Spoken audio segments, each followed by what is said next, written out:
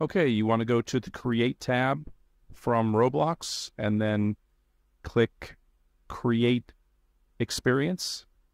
This will load up Roblox Studio.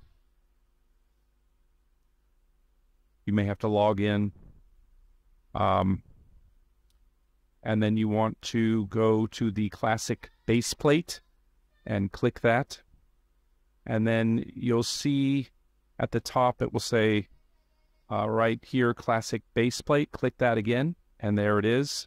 And then to get your character in the game, press play. That will bring your character down. Maybe take a look and make sure it's your character. If it's a back view like that, you can hold down the left mouse button and drag around to move the camera. Then you want to go over to the workspace to the right.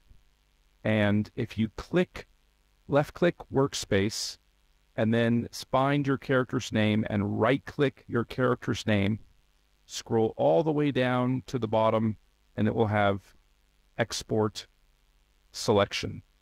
And then you want to left-click that, and then you want to create a folder somewhere. I did it on the desktop here, and then I clicked New Folder.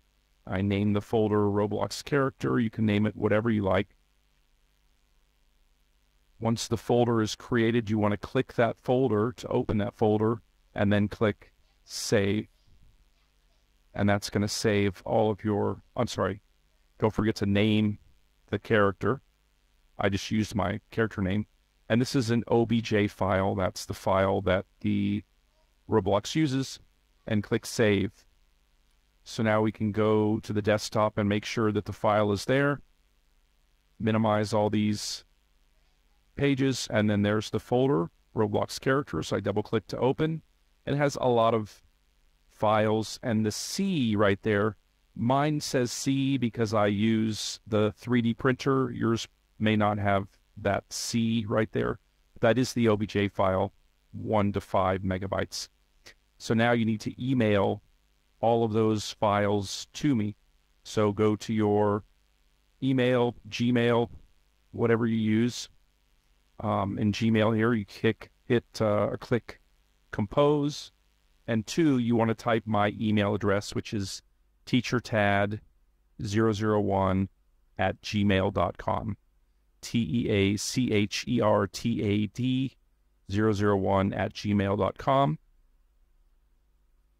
In the subject, if you would type Roblox 3D print or 3D print and paint, if that's what you would like, and then type the name of your character just to make sure that I have the right character.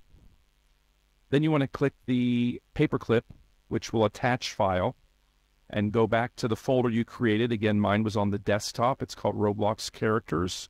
So I'm going to double-click that folder. And then I'm going to left-click and hold the button down and drag across all of these files. And then click Open. And that's going to put those in the email. Once they're all finished loading in the email, you can click Send. And that will send me the file.